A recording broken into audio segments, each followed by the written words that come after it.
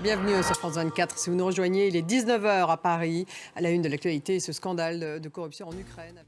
19h10, le débat il est consacré au Burkina Faso qui officialise, vous le savez, sa demande de rupture de la présence militaire française dans le pays. Le Quai d'Orsay demande que cette décision soit endossée par le chef de la junte. Alors la France va-t-elle connaître au Burkina Faso le même scénario qu'au Mali?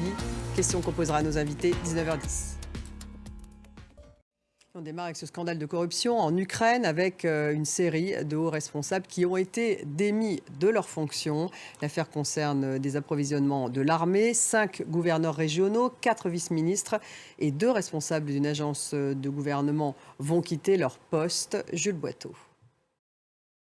Et le gouvernement allemand va examiner, je cite, avec l'urgence requise, disent-ils. L'adhésion de la Suède à l'OTAN est plus que jamais compromise. Ankara menace de bloquer depuis la manifestation anti-turque à Stockholm samedi, où un exemplaire du Coran a été brûlé par un extrémiste de droite. La Turquie a reporté une réunion prévue avec la Suède et la Finlande. À Beyrouth, le juge chargé de l'enquête sur l'explosion au port a inculpé le procureur général. C'est une décision inédite dans l'histoire du Liban, mais le parquet a rejeté toutes ces décisions. Cette explosion avait fait, je vous le rappelle, plus de 215 morts et 6500 blessés. On fait le point. À Paris, à la gare de l'Est, la SNCF a été victime d'un acte de sabotage. Et en France, la réforme des retraites est à une semaine des manifestations donc, qui reprennent le 31 janvier. Une réforme qui continue, bien sûr, de faire débat.